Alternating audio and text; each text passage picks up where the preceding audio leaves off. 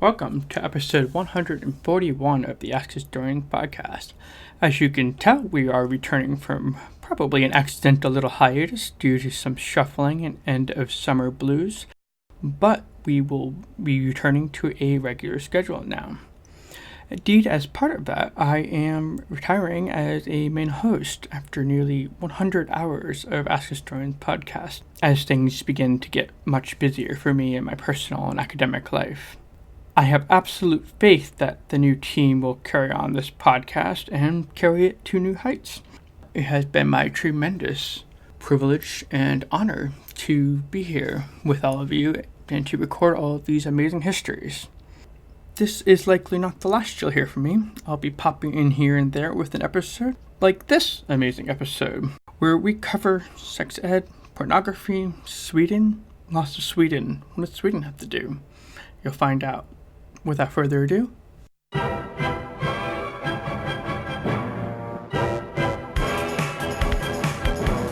welcome to the Ask Historians podcast. hello and welcome to the Ask Historian podcast. Today we are delighted to be joined by Saniya Lee Ghanoui, PhD candidate at the University of Illinois Urbana-Champaign of 19th and 20th century United States history. She examines the intersections of media and technology studies, gender and sexuality, and medicine and public health, with an emphasis on the transnational influence from Scandinavia. She holds an MA in Media, Culture, and Communications from New York University, an MA in Broadcast Journalism from Emerson College, and a BA in Communications and Media Art from Marymount Manhattan College. First things first, welcome to the Ask Historian podcast. Thank you for having me. I'm excited to be here. I guess I should say that your dissertation, what you said on your website, says hot-blooded teens and silver screens, which I'm well for the rhyming. It focuses on the United States and Sweden between 1910 and 1960s. The transnational cultural history investigates development of the movements of sex education in the United States and Sweden from 1910 to 1960. The interaction between the countries and their signature method of education, the sex education film. And you also, I will say, edit Notches, which is a great website everybody should subscribe to, and Sex and History, which is a fantastic podcast, I must say. Thank you. So how did you get, that's like a very impressive list of like 2 master's degree and a bachelor's, but how did you get into history from all that roundabout way? Yeah, it's a fantastic question. So like many historians, I'm sure, I very much believe that to understand our present, we do have to look at our past and look at how the two are connected. I mean, historians trace, how actors and narratives and texts from the past still have an impact today. And I've always been very fascinated and intrigued by that idea. So as you kind of already mentioned, my background is in media and communications studies. And when I was working on my undergraduate degree, I initially began examining different gendered historical constructions in U.S. television. And this was just classwork that I was doing, but that led me to explore actually menstrual education films, which then actually transformed into my current dissertation on sex education films. So if anyone has ever attended public schools in the United States, usually around 4th or 5th grade, the schools will come in, and usually it's a school nurse, for example, and they'll separate the genders and they show you this sex instruction film. And oftentimes the film is very poorly made. It's oftentimes made with not a lot of money. And that is how they teach sex education in a lot of public schools in the United States. It's actually how I learned about sex. And I have very vivid memories of watching these films. And I wanted to know how we got to the point where that became the common form of sex education in the United States.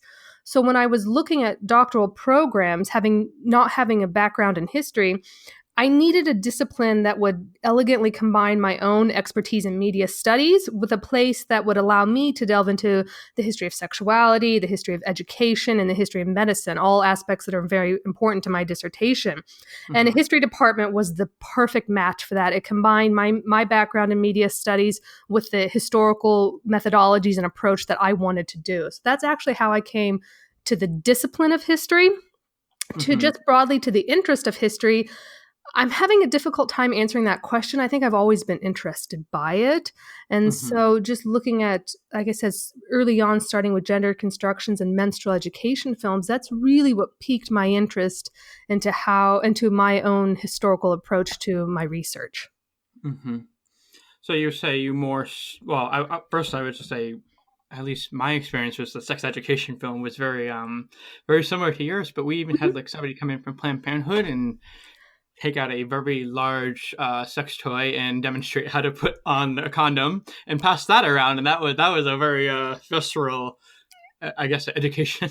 I imagine that is actually an anomaly. Very few schools will in any way demonstrate any aspects of sex or sexuality, including how to put a condom on. Usually it's very passive, so through a film or through a book or pamphlet or a lecture. So I'm intrigued to hear that you got a bit more visual reference to sex and sexuality. That's fascinating.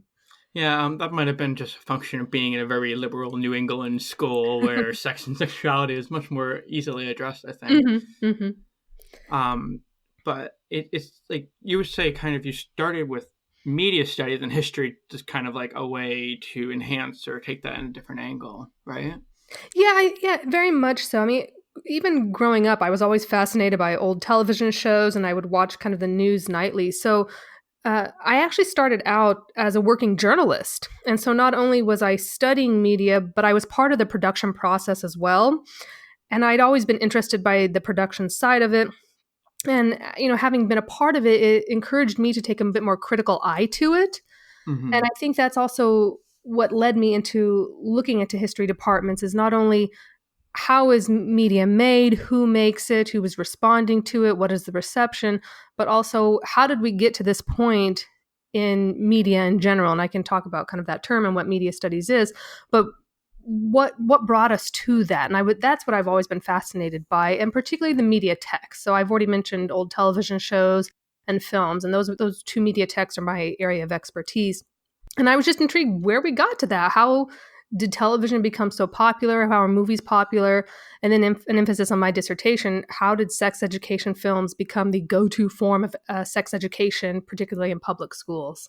Yeah, would you mind talking about that a little bit? I think a lot of our readers or listeners, sorry, probably have a good idea of what history is and how historical theory is, and they have a good idea of like what old history and new history is. But media studies is very, I think, from my own experience with it, it takes a very different spin on history. Yes, of course. It's a great question. The term media studies is often applied very capaciously in academia. I mean, it can encompass a social science approach, it can encompass a humanities approach to the study of media, and scholars really do take a vast range of methodological approaches to it. Mm-hmm. Well, also, media studies is a relatively new field.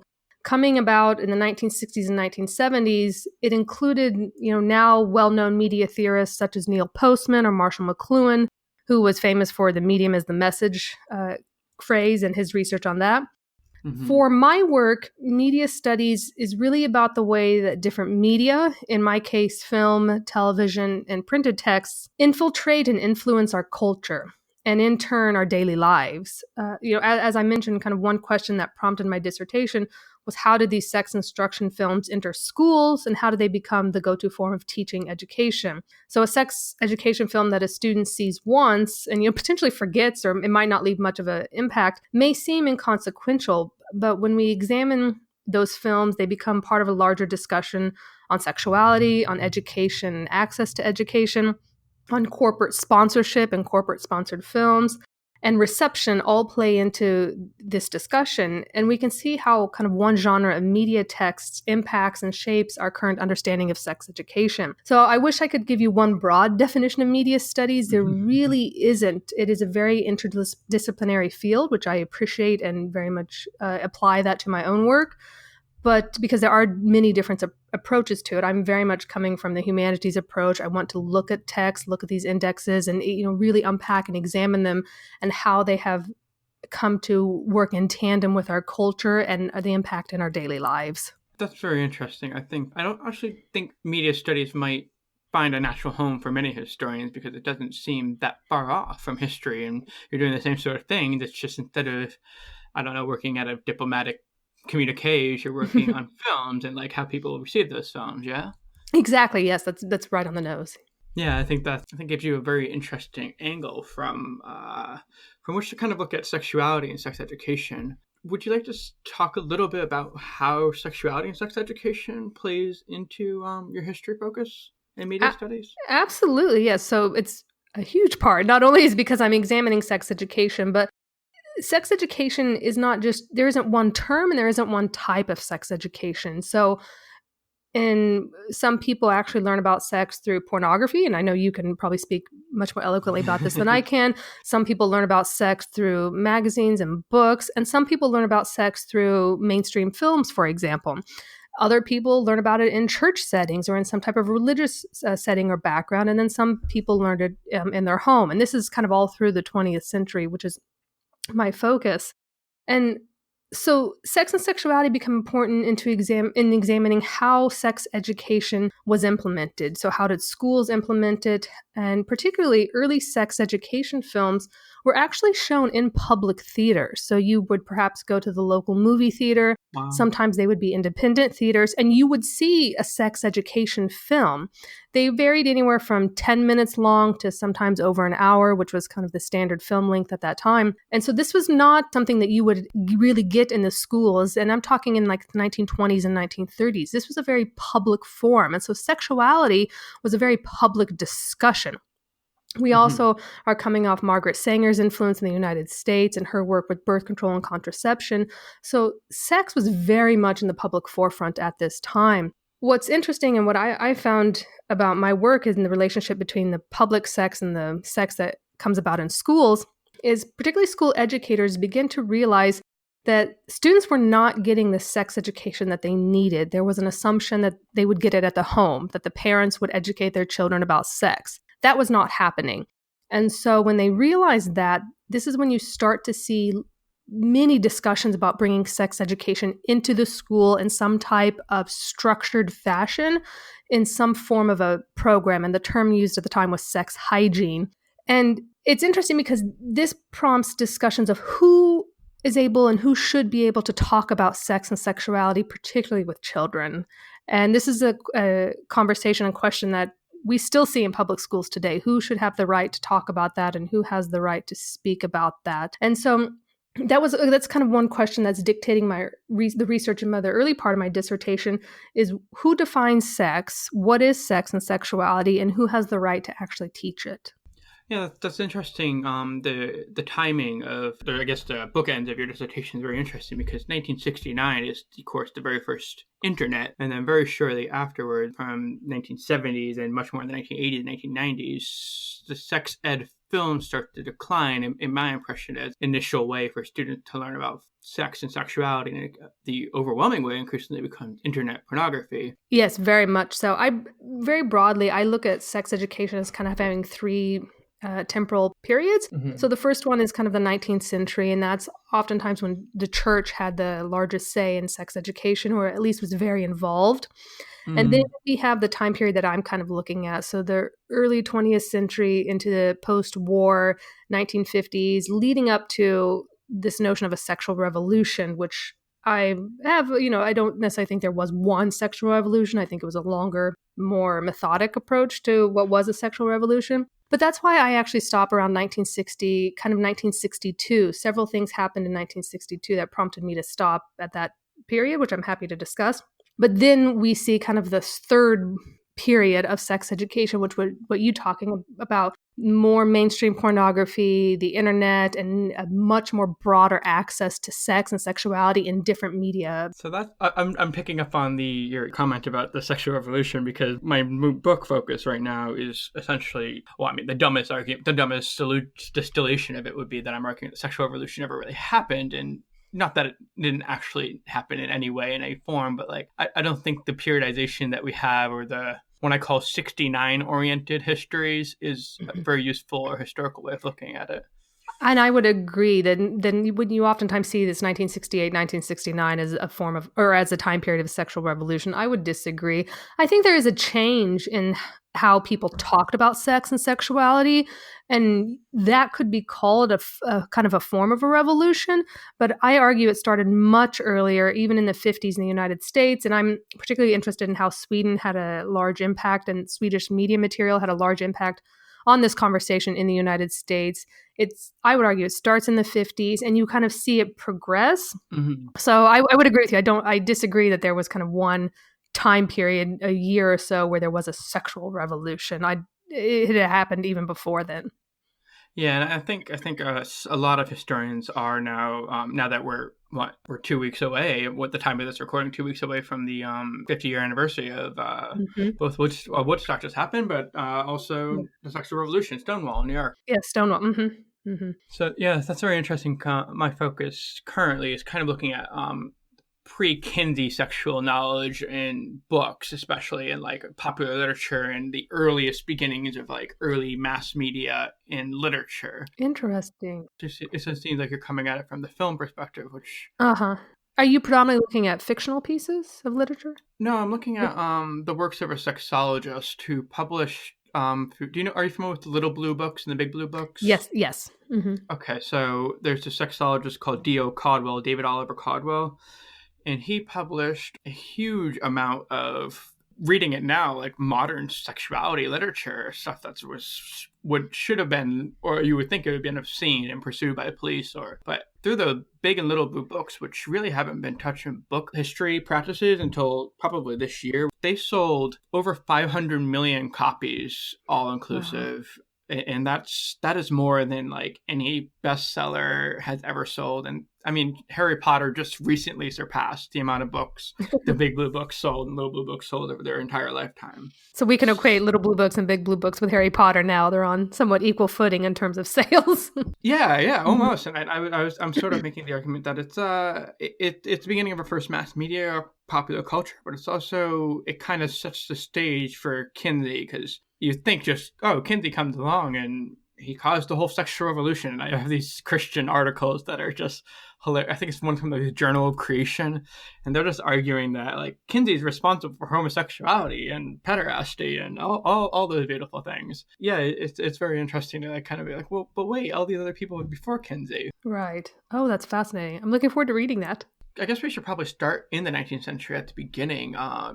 My research before was really on how the church played such a huge role in suppressing erotic publications, and my complete and huge blinder is with film and photography. But you're saying the church tended to use sex films in a much more positive way. Well, not the church. The films that kind of related to sex and sexuality in connection with religious institutions, there actually was somewhat of a contentious relationship. So the churches themselves weren't trying to do sex and sexuality necessarily in a very positive way. They were just very much at the forefront of the conversation. I think they had some of the loudest voices, and they were actively involved in oftentimes protesting against some of these films. And so you see them very much in conversation with each other. So the first, what historians now believe to be the first sex education film in the United States, came out in 1915, and it's called Damaged Goods. And it's based off a play. It's based off a play that was on Broadway. And it tells the story of a man who, it's the night before his wedding, and he goes out, with his friends, and he goes out and has sex with a prostitute, and he gets VD, venereal disease. And he he just goes on and marries his wife and has a child with her. And as a result of him having sex with a prostitute, he passes VD onto his wife and his child. And he's so heartbroken by this that he commits suicide at the end of the film. So not only is that message very upfront about how one should respond, or what will happen if one goes out and has sex with a prostitute and is unfaithful outside their marriage bed, is very telling. And even the title, Damaged Goods, also tells a lot. This film was hugely popular. It is now considered a lost film, so I've never seen it, and I don't know of anyone who's ever actually seen it. We do have still images from it. It actually received quite a positive response. A lot of the local critics and newspapers, for example, really praised the film. And one thing they focused on was this an immoral film? And there was a general consensus that no, it wasn't. It was actually a very moral-based film. And a lot of early sex education films in the United States were judged against this notion of morality. And that creation or notion of morality was coming out of church conversations about sex and sexuality. And so that's where you see the connection with the church in early sex education films, is how were they fit for people to see them? Were they fit to be shown in public movie theaters? And how, what messages did they communicate that were appropriate for those who were seeing them? And these are adults who are still seeing these films, oftentimes young adults, those in their 20s, for example. But these are not children who actually are seeing these early sex education films. I guess, did the church ever actually get involved in directly creating that? I know the Mormon church right now has like these sex education films that they put on that are ridiculous, but I don't know if there's like a particular one that where they got involved more or less with them. Mhm. So in my own research, I don't want to say there isn't a blanket yes or no that they did or did not get involved, because there were very active and involved. I'm consciously, particularly for my dissertation, looking at several sex education organizations that were not working alongside church, because I'm actually interested in how non-governmental bodies and how non-religious institutions worked to create the sex education dialogue in the country. So for example, the American Social Hygiene Association, or ASHA, it is an organization that's still around today. Mm-hmm. It funded a lot of sex education films in the 1920s, 30s, and 40s. And in addition, which is really interesting, there were a lot of independent filmmakers or a lot of independent film companies that supplied the finances and produced a lot of these films. And so the most popular films and the ones that most people saw were actually not religiously based in terms of funding or backing from a religious institution. They were actually created by these independent filmmakers or by these sex education organizations. Once both World War I and World War II are into this conversation, the government did become involved with a focus on their soldiers. Soldiers were, on their downtime in the war, they were out having fun, and they would catch VD, and the government realized this was a big problem that they needed to solve. And that's, you see that the government amped up their own sex education programs during the two major war conflicts. So the war, I think, also is very key for the government becoming involved as like this public health crisis or this cis heterosexual white soldier health crisis. But you still see that's when the church starts to, at least from my experience with the books, they start getting involved much more involved in American politics with forcing trying regulations after World War II, I think. Oh, yes. And then there you see, and this is one thing I'm kind of talking about too, is particularly after World War II, what we would now identify as this kind of conservative turn in the United States in the 1950s, 60s, and into the 70s is really backing by religious and church institutions. And so there is a response against sex education, which the church is kind of sees as immoral or should very much be done in the home, not in public schools. And that's where you see a lot of tension coming about in relation to the church, where they start to kind of create their own sex education practices, including, for example, abstinence-only education is coming about, in modern terms, is coming about during the 50s and 60s. Mm-hmm. And then how would you carry it from that period through the war and the interwar period up until a much more recognizable modern period with films? How I would see sex education films in the interwar period? Was that your question? Yeah, how would you like characterize them, the ones made not even by the church, but like independently and by other producers? Are there anything notable ones that we should pay attention to? Yes, no, it's an excellent question. So a lot of the sex education films, and particularly in the 1930s, were fictional films. So you would have actors who would be involved in this process, and there was a storyline that when you would see this story, oftentimes it would be a woman who, for example, goes out and gets drunk and then she gets pregnant or something like that, would tell this story. There were several in the 1930s. One is called The Road to Ruin, which is actually available online and on YouTube, for example. They did a remake of Damaged Goods called Damaged Lives that was also hugely popular. I believe that one's 1933. And so these films were still shown in movie theaters. So you would still go to the public theaters to see these films. You see the start of a lot more school sex education films in the late 30s and 40s. Some of these early films might have been shown in schools, but it wasn't really until late 30s and post-war that you start to see these a structural program in schools that showed these films. I'm also interested in, for my own dissertation, is the relationship between the United States and Sweden. And so a lot of these early sex education films in the United States were shown in Sweden.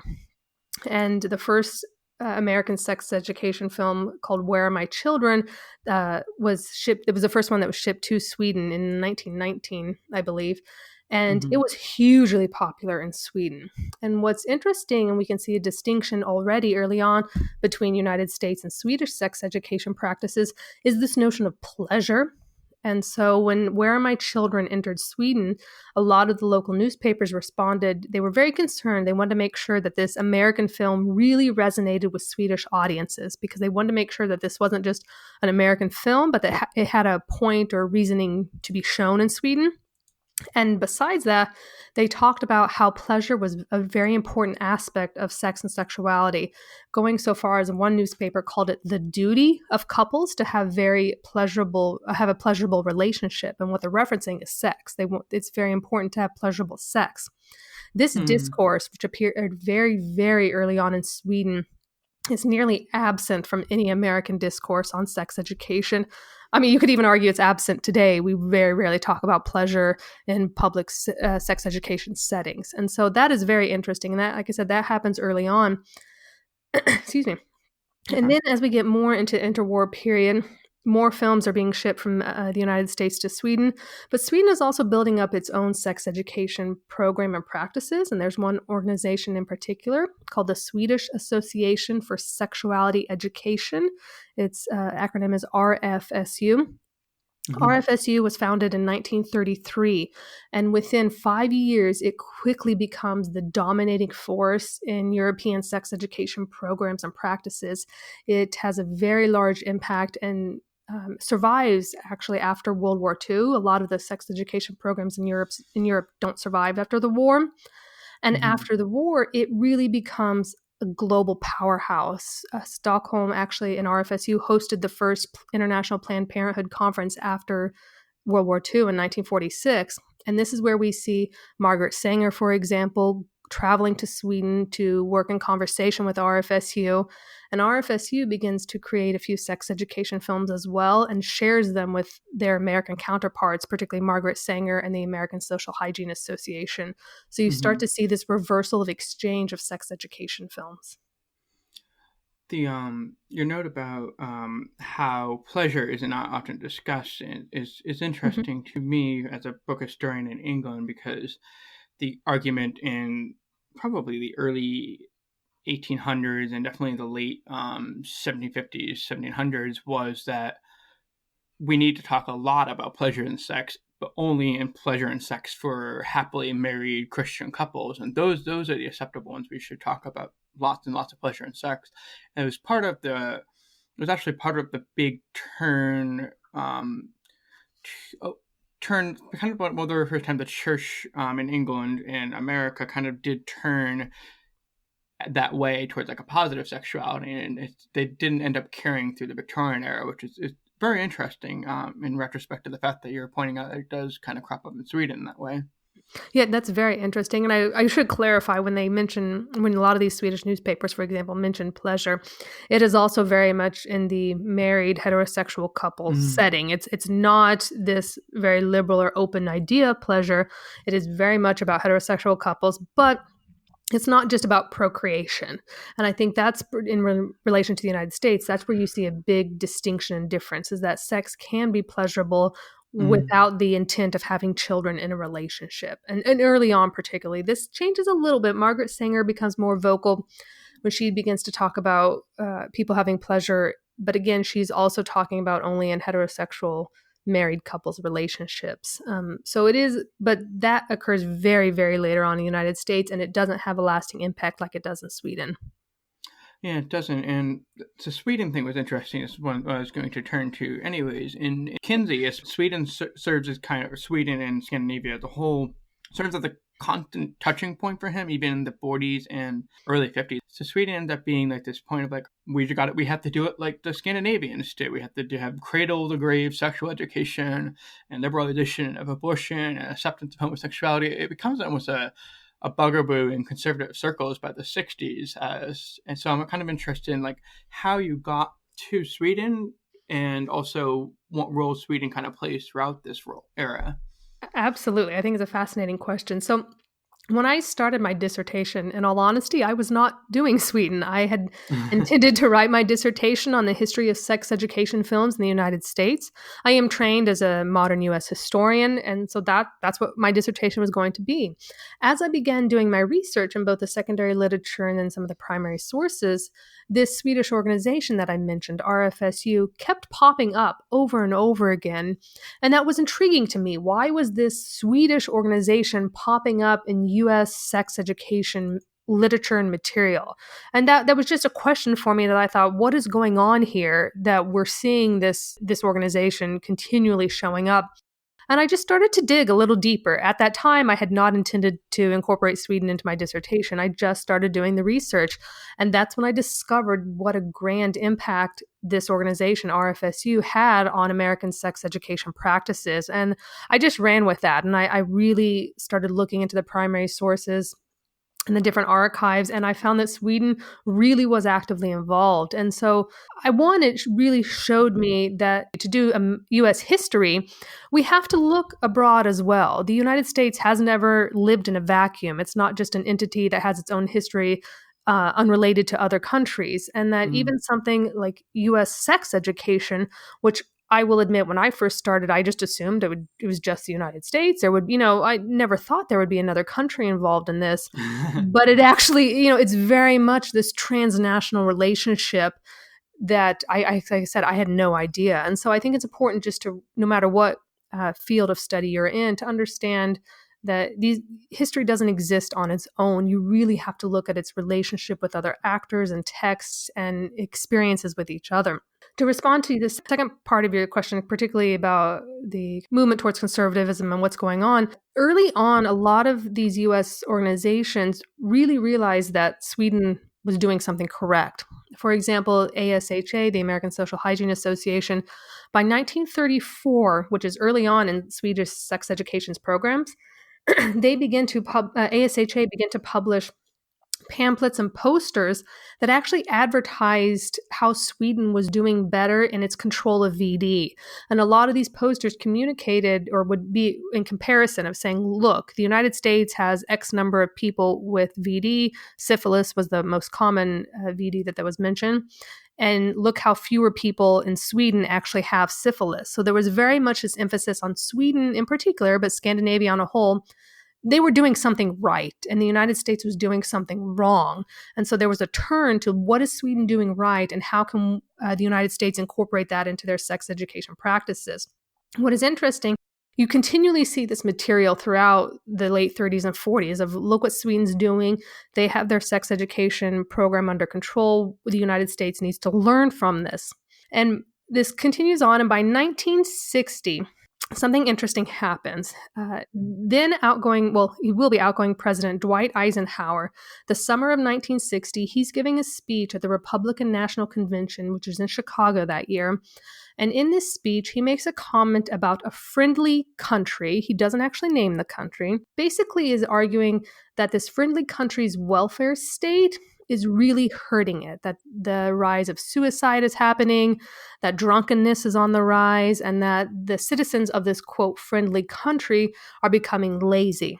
Even though he did not name Sweden, everyone knew he was talking about Sweden. The next day, papers both in Sweden and the United States were, full with headlines of something along the lines of like Eisenhower insults Sweden.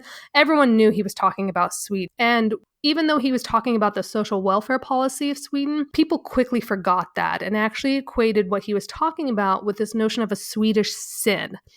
And film studies and film historians oftentimes use Swedish sin in their work. It basically argues that during the 1950s and 1960s, the films that were coming out of Sweden contained oftentimes a lot of nudity. You would have these buxom blondes that were associated with Scandinavia, and that these controversial films, think oftentimes of the films, for example, of Ingmar Bergman. He has a film called Summer of Monica, which was highly controversial. These films embodied this notion of a Swedish sin, and that they equated what Eisenhower said with this notion of a Swedish sin. Eisenhower actually, I don't want to say he regrets it, but he goes on an apology tour in 1962, and he travels to Sweden to apologize for these comments of what he said. But by that time, the damage had been done. And this turn of conservatism in the United States, coming off what Eisenhower said, that really rebels against Sweden and Scandinavia. I argue that it doesn't succeed. We still get a lot of Swedish sex education, a lot of Swedish films that included sex and nudity come into the United States, and they're hugely popular. So this conservative turn, while it is vocal and very present, I argue didn't actually succeed. That's absolutely fascinating. As you know, I work at the Kinsey Institute, and we have a collection of we just processed and put in the collection called Sexual Ads Collection. And I know we talked about this at some point, but the podcast, it's a collection of advertisements involving sexuality in movies from about 1910 to about 2000. And it's just like the arc of that is amazing. You can see like the rise and falls of like different genres of pornography. But like I am thinking through it, and I think 1963 is maybe when you start seeing this huge rise of Swedish. I think there's a specific company called like Swedish erotica film or something like that, and it's like it's overwhelming. And when you're actually going through the collection, it's like, oh, all these different small companies and Swedish everything. Yeah, you see a lot of these films come through the late 50s and 60s, and then in 1967 to 1969, there are two films that enter the country, both through JFK Airport in New York City. One is called I Am Curious Yellow, and the other is called Language of Love. So I Am Curious Yellow is a fictional film, but it's very interesting. It has this film within a film technique, and while it is fictional, it also has elements of documentary techniques. The director of the film actually interviews Martin Luther King Jr., and he also interviews the then Minister of Communications, I believe, but who will go on to become the Prime Minister of Sweden, Olof Palme. And so you see these real interviews with political figures or activists in world conversations. But why the film was controversial in the United States is you see scenes of unsimulated sex. The two lead characters are a heterosexual couple, and you see them having sex, basically. And there's one scene that caused a lot of controversy. The woman kisses the man's penis, and that was wholly unacceptable, really, in the United States when the film first entered the country. It went up through the court systems before it was finally, the courts deemed that it was acceptable to show in the United States. And you see something similar happen with another film called Language of Love. What's different about Language of Love is that it was actually created in Sweden, intended to be sex education. So while I Am Curious Yellow was a fictional film with these kind of documentary flair to it, I Am Curious Yellow was indeed a sex education film. And it was somewhat controversial in Sweden, but more so in the United States. And again, like that film, you see unsimulated sex, you see a woman masturbating, you also see a gynecologist talk about different birth control options for women. Yeah, and so it's very much in the educational realm, but not in the educational realm that the United States was used to. And so that's also why it was controversial. Similar thing, and went through the court systems before it was finally released in the United States. And I think that does bring us back to your point earlier about the internationality of pornography and just the internationality of history in general. I'm not sure if you've read Jamie Stoops' new book, which kind of talks about up into the pre-war period of circulation of like early films and erotica. But they're making that argument that it circulated in and out of England and Europe and France and Egypt. Oh, I haven't read that yet. No, but that's fascinating. I need to get my hands on that. Oh, it's great. I guess the British government tried to make a propaganda film of Hitler having sex with a man. Oh. And they couldn't. It took them forever to be able to track down the right people, which Jamie is like, well, this is insane because Britain had the complex pornography industry at the time. And so why did it take them so long to like, I think they finally made the film, like the war was like ending just about, and they had started it almost at the beginning of the war. But it's yeah, he kind of like goes through like all these collections that circulated from Ottoman Empire, what was later before the Ottoman Empire, and then Egypt, and like through England. And he uses kind of like a queer lens to look at like, well, pornography as a queer culture and some of the people that were involved with it and touched by it.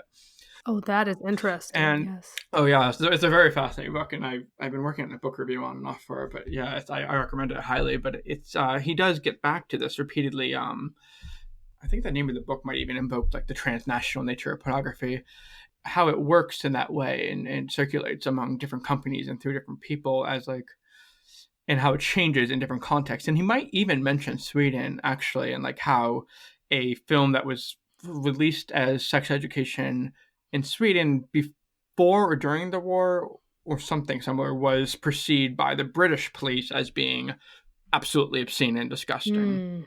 Oh, that's interesting. Well, there's also kind of another myth in U.S. film culture with a Swedish film. So as a language of love, as I mentioned, when it entered Sweden, or excuse me, when it entered the United States, controversial. Later, a few years later, there was the Martin Scorsese film called Taxi Driver with Robert De Niro. And in that film, he takes his date to a pornographic theater and they see a Swedish porn film. Well, a lot of film historians thought or wrote about how the film that was in Taxi Driver was language of love. And it actually was not. So the film that you see in Taxi Driver, what's supposed to be the Swedish pornographic film, is actually an American pornographic film. And the name escapes me right now, but it's something about sex in Denmark or something like that. I'll have to double check it. Yeah, but it's actually an American film. But a lot of historians thought that it was language of love. So even though it wasn't, language of love had such kind of a mythology attached to it that it was equated with this mainstream Hollywood blockbuster film. Have you published about that? That's an interesting rebuttal to a lot of people. I have not. As someone else have. There, a Swedish film historian named Elisabeth Björklund has actually published. Her dissertation was on Swedish sex education films, but she has published on this Taxi Driver, myth and the connection, and it's really a fascinating read. And Taxi Driver is in and of itself an interesting movie, but the connection between Sweden and kind of Denmark and this American pornographic industry for this very short clip in the film. It's actually not a long scene in the film, but it really prompted a lot of discussion on what film were they actually seeing, and that the film thought they were seeing was not the original film. So it's interesting. I'm thinking when you're talking about this, I think it's the American Dracula, released probably in the 1990s. And it's about, and there's a scene where he goes to what was the equivalent of a pornographic viewing area, but it's much more like a popular thing and lots of young men are there. It's a silent film, and it's like an example of what viewing pornography, much more communal social spaces would have been in, I want to say like, the film supposed to be taking place in like the early 1900s. A question got asked on Ask Historians about like, oh, well, when is this erotic film that they're playing in Dracula? Was it recognized as pornography? And it would have been understood slightly different, as I'm sure you can also note. It would have been understood slightly different from pornography, but it's a kind of a strange representation of like, they're showing like a Hungarian film and what was supposed to be Transylvania in an American movie. It's a very, very, very layered example. The layered and connections are very fascinating. Yeah. So I guess to kind of lead us towards a general conclusion, how do you see like this arc of this mix of both like the Swedish films and American films, and like how do they kind of work their way into culture even up to today, maybe? Yeah, that's an excellent question. So when I first started doing this work, like I said, I had not intended to study Sweden. I had been familiar with this concept of a Swedish sin that, like I said, is still used in film history today. But the conversations that were happening before World War II, and then when you see the reversal in Sweden becomes much more prominent in the global context, are still happening today, actually. And I think that's what's important about my work, is that while my dissertation may conclude in 1962, for example, there is still a follow-up to this story. And perhaps that could be my second project, I don't know yet, but it's to look at this changing notion of pornography and what does it actually mean in terms of a transnational argument. Pornography starts to move, not that really, particularly after my dissertation, it starts to move in a global sense. And so my own kind of questions are, I'm fascinated by this notion of movement. So while I'm looking at sex education and the materials and practice, how they move in and between the United States and Sweden, I'm also intrigued by the movement of other sex materials. So that, I think, is still part of this conversation. And RFSU, for example, the Swedish sex education organization that I mentioned, is still an active organization. They are a global organization now.